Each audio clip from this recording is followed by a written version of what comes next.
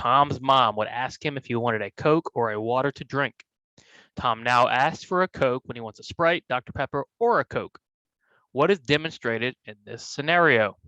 All right, so if you grew up in the South like I did, we ask for a Coke whenever we want any sort of drink. It's just something we do, okay? So Tom is in the same situation. Growing up, he learned when he wanted to drink something other than water, he would ask for a Coke. That might mean Sprite, Dr. Pepper, or Coke. In behavior analysis terms, what are we looking at here? Okay, so looking at our answer choices, we have response generalization, stimulus generalization, shaping, and prompting. Well, Tom is not being prompted, okay? So we can eliminate prompting. Tom is not being shaped. He has the behavior in his repertoire. He knows how to ask for a drink. So that leaves us with a type of generalization, response generalization or stimulus generalization. What is our trick when we're dealing with response generalization and stimulus generalization? Well, we first ask ourselves, how many responses are we looking at? Okay. In this case, the response we're looking at is Tom asking for a Coke. So we're dealing with one response. And now how many stimuli? Well, we have 3 stimuli. We have Sprite, Dr. Pepper, and Coke. So when you have one response across multiple stimuli, what are you dealing with? You, of course, are dealing with stimulus generalization. Response generalization, okay, is when you have a single stimulus with multiple responses. And that's how you solve response and stimulus generalization questions. Ask yourself, how many responses do I have? How many stimuli do I have? And then pick the appropriate answer. So in this case, Tom's response of asking for a Coke has generalized across multiple stimuli, including Sprite, Dr. Pepper, and Coke. Question 2, RBTs must maintain client dignity at all times. Which of the following scenarios does not demonstrate maintaining client dignity? Client dignity is a little obscure sometimes. It's not very well defined. So when we think about client dignity, what do we think about? Well, we think about respect. We think about treating them like we would treat anybody else, regardless of our population. I know many of you are going to work with children and people with autism, but we can also work with people who have addictions, okay, people with health problems, people with eating problems. The list goes on and on. Regardless of the client base we're working with, we must maintain dignity. We must treat them with respect. So which of the following scenarios does not demonstrate maintaining client dignity? So that means 3 of these will maintain client dignity, 1 will not. Be careful of these not questions, okay? Read your questions carefully. A, Greg always speaks to his clients based on their skill and age level, regardless of their disability. Is Greg maintaining dignity? Well, of course, if you're talking to someone based on their knowledge, their age, and their skill, okay, not on their disability or some other feature, yeah, you're absolutely maintaining dignity. You're giving them respect. So A is good. B, your supervising BCBA always asks for the client's opinion and the client's parents' opinion on treatment plans. So your BCBA is including your client and their client's parents in the process. That is something we want to encourage and to do. So of course, this is also maintaining client dignity. The client has a right to their input on their treatment, right? They're the ones getting services. They have a right to give their opinion. So far, A and B both maintain client dignity. We're still looking for one that does not maintain client dignity. C, your client throws their lunch in the trash. You tell them they aren't allowed to eat anything else for the rest of the day. So you're depriving them of meals. Is this okay? No, we can never deprive our clients of basic rights like using the bathroom, eating, or drinking, okay? There might be a punishment procedure in place, but them throwing their lunch in the trash and you telling them they can't eat anything for the rest of the day is not ethical. Even if you see their parents doing it, okay, it is unethical. If your BCBA or supervisor instructs you to do something like this, okay, that's something you need to have a hard look at and think, is this right? Is this okay? Yes, your client throwing their lunch in the trash might not be the ideal behavior, but the response of not letting them eat anything else is not appropriate. So C looks like our best answer. Let's look at D. When potty training, you go out of your way to make sure your client's privacy is protected whenever possible. Yeah, absolutely, right? Even though they might be little kids or they might have disabilities, okay, they still have a right to privacy, just like you and I. When you're using the bathroom, you don't want people invading your privacy. They're in the same boat. So even if you're potty training, even if you're working on things like getting dressed, okay, we still want to maintain privacy whenever possible. So which of the following scenarios does not demonstrate client dignity? C, your client throws their lunch in the trash and then you withhold food for the rest of the day. Don't withhold basic rights from our clients. Riley works at an accounting firm. Her boss wants to learn more about email response rates. He wants to figure out how long it takes for his employees to respond to emails they receive from clients. What type of measurement should he use? Measurement questions. Measurement questions, you need to first identify what are you looking at? What response, what behavior, what are you measuring? In this scenario, we are measuring how long it takes for employees to respond to emails, okay? So in this case, the email is what? Well, the email is the SD. The response is typing out a response email. So we want to know the time in between responding or receiving the email and responding to the email. What are you looking at here? Are we looking at inter-response time, IRT? IRT is time in between responses. So if we were measuring how long in between each email they send, that would be IRT. But we're just looking at the time in between receiving the email and responding to the email. So the SD to the response, that of course is latency. Okay, how long it takes you to respond to a given SD. B looks like our best answer. Let's keep reading. While you're practicing, while you're studying, always read all of your answer choices. Identify why the wrong answers are wrong. Don't just pick the right answer and say, well, I know this is right, okay?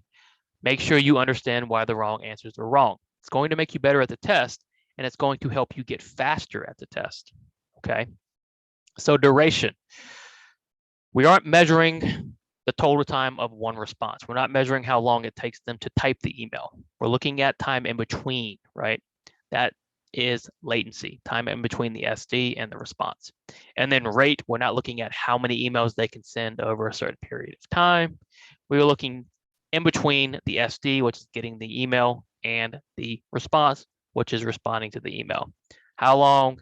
Latency. Self-help skills, specifically getting dressed, is your primary target right now. You reinforce your client when they put on their pants, and then you help them put on their shirts, socks, and shoes. What type of task chaining does this most likely represent? Okay, so not a lot of information, but still should be a very straightforward question. Chaining questions should not be overly difficult. Chaining questions are very cut and dry, okay? We have task analysis, forward task, backwards task, and total task. Well, we know a task analysis is what? A task analysis is when we create the task chain, okay? In this case, our task chain is already created, and now we're implementing the task chain, so we can eliminate task analysis. Forward task, backwards task, what is the difference?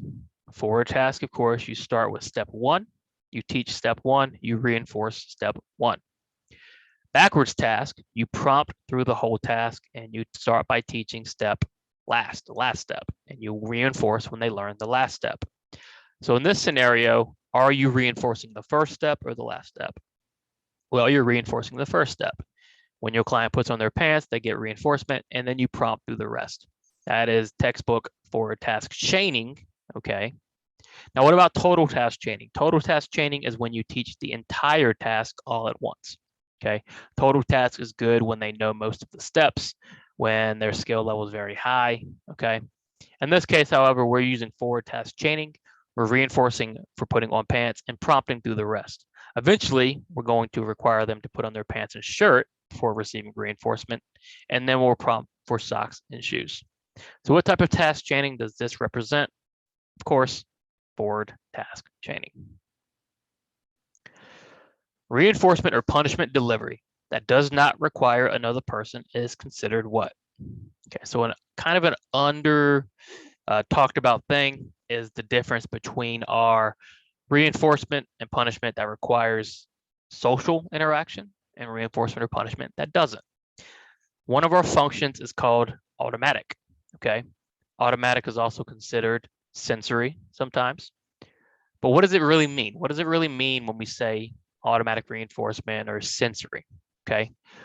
When we refer to automatic reinforcement, the function of automatic or function of sensory, we're talking about reinforcement that doesn't require another person, okay? So only one person required.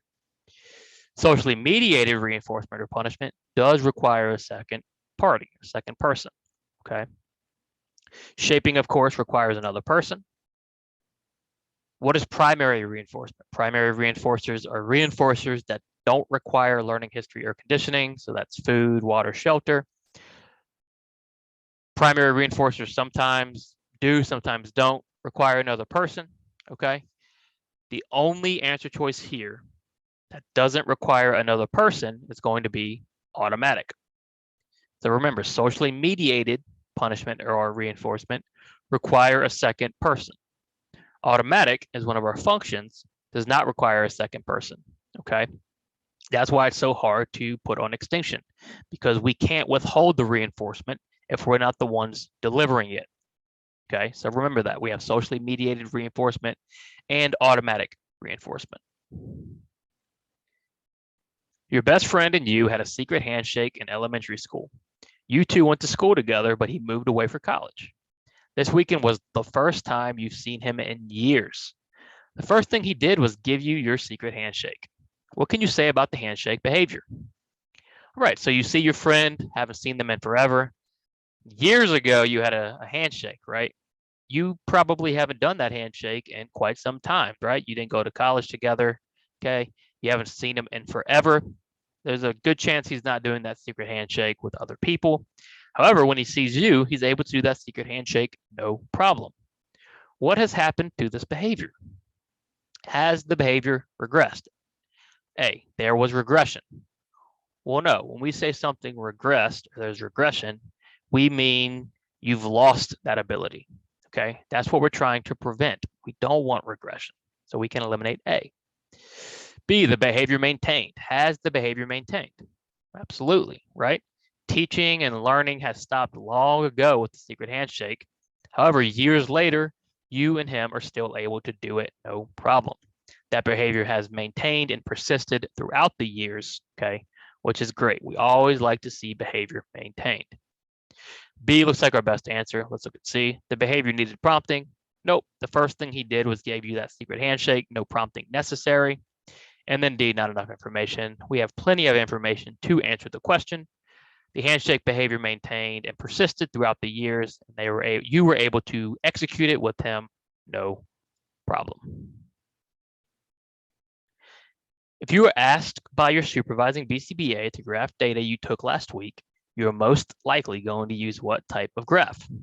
All right, graphing question. Don't be intimidated by graphing questions. Don't be scared. Many people worry about the graphs on the exam. I'm here to tell you they aren't that complicated.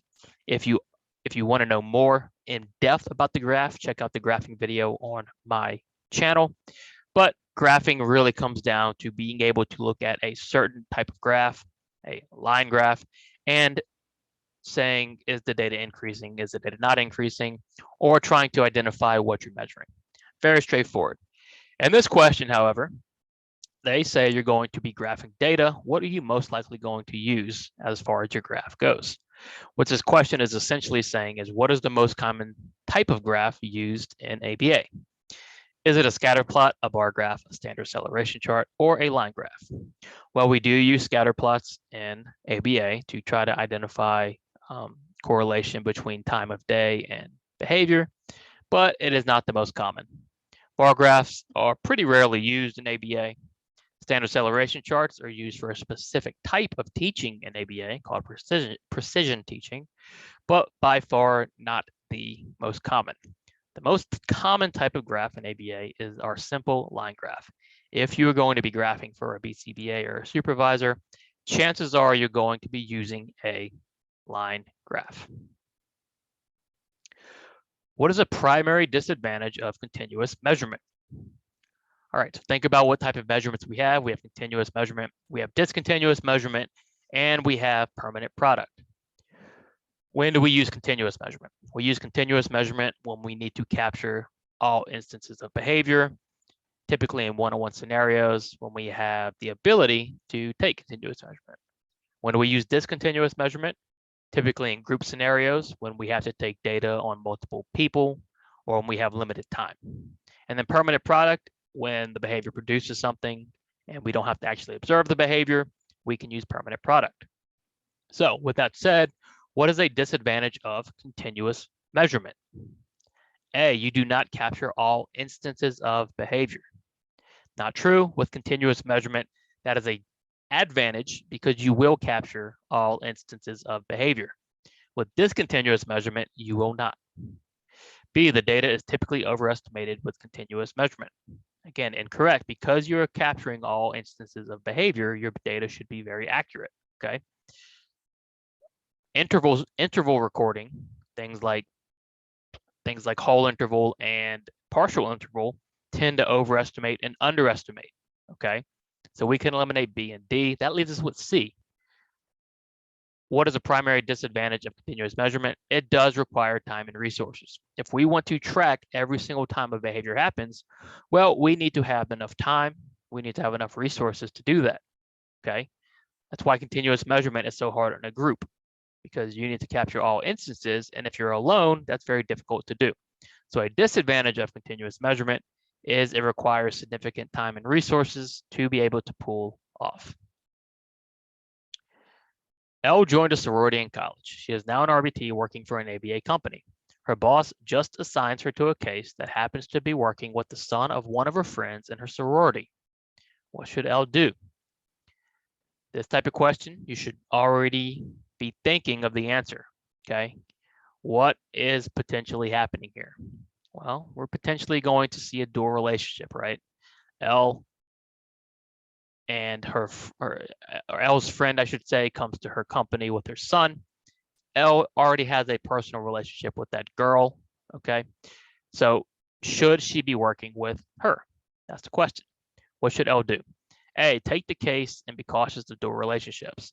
Well, there's already a dual relationship, right? Elle already knows this person on a personal level because they were in a sorority together. So we can't be cautious of a dual relationship when one already exists, okay? So A is out. B, take the case but disclose the relationship to her boss. Again, she can disclose the relationship, but she should not take the case, okay? She's already in a different sort of personal relationship with this other person. You can't provide services to your friends. You must refer out, okay? We have to avoid dual relationships. So C, reject the case due to her relationship with the client. Yes, okay? That's what Elle needs to do. She cannot provide services to this person she knows on a personal level. And then D, reject the case. Her company is not allowed to take this client due to her past relationship. The company is free to take the client, assuming the owner or whoever else does not have a relationship with the person. Somebody else is going to have to deliver services, though. You cannot be assigned to a case where you have a personal relationship with the people involved in that case. So what should Elle do? She should reject the case due to her past relationship with the client. Finally, what does the RBT ethical code say about taking gifts? So in the past, RBTs were not allowed to take any gifts whatsoever. That's been slightly changed. What are we looking at now? A, RBTs are not allowed to accept any gifts from clients or supervisors. Not true. There is a rule in place, okay? However, you are allowed to accept certain gifts from clients and supervisors. So we can eliminate A. B, RBTs are allowed to accept gifts from supervisors of any value and from clients if the value is $10 or less. Again, not accurate, okay? Supervisees or RBTs are not allowed to accept gifts of any value from supervisors, okay? A supervisor can't buy you a car, right? This is to prevent any sort of conflict of interest, to prevent supervisors trying to take advantage of supervisees, okay? So there is a limit to what type of gifts you can take from your supervisors. C, RBTs are not allowed to accept gifts from clients or supervisors of more than $10. Yes, C is what we're looking for. The rule is the monetary value of the gift must be less than $10 from clients or supervisors. And then the RBTs can accept gifts from clients and supervisors regardless of value. That, of course, is not true. The answer we are looking for is C. All right. Thank you for watching. I hope you enjoyed. Please check out all of our study materials, rbtexamreview.com. When you pass and you want to become a BCBA, check out bcbastudy.com as well. Any questions or comments, please let me know. I'm here to help. Other than that, work hard, study hard. See you soon.